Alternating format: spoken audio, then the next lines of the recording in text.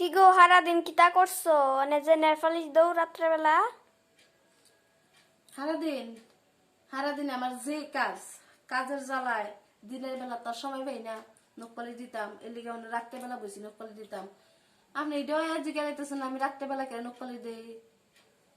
বাড়ির 3 জাল আছে, এরপরও আছে না হেরার কাজ করে, বুঝছেন? রান্না বাড়াটা ঠিকই আমার গরম লাগে। একজনে দেখবেন ইটা পরিষ্কার করতেছে, হিটা পরিষ্কার করতেছে, হিটা পরিষ্কার করতেছে, আর এক জালে নাতিন লইয়া ব্যস্ত, নাতিনের পিছে পিছে সারাদিন ঠাউন লাগে।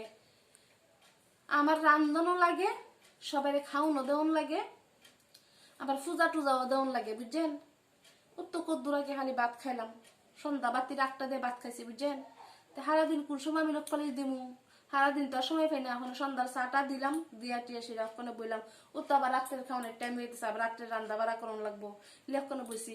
দেখেন আবার আপনি এই কথাটা কিন্তু আমার জালেরারে কইেন না, তাইলে কইব জালের নামে বদনাম কই, বুঝেননি? এই কথা কিন্তু ভুলেও কইেন না। এমনি জালেরা আমার একটু কম বালা পায়, আমি তো উচিত কথা কইয়ালাই এলাকে বেশি বালা পায় না, বুঝেননি? ওখানে যে আমি রাত্রেবেলা নক করে দিতেছি, আপনার সাথে গল্প করতেছি, এটাও যদি শুনে পরে আবার খারাপ পাইবো, কবে হারার নামে মনে বদনাম কই, বুঝছেন? এর লিগে আমি রাত্রেবেলা নক করে দিতেছি, দিলে কি বন শুকাই বলে জানি আবার জামুকা রান্না করো, আবার রাত্রে রান্না লাগবো না। রাত্রে রান্নু খাউন দুমু থাল বাসন দমু, পরে যাই ঘুমামু।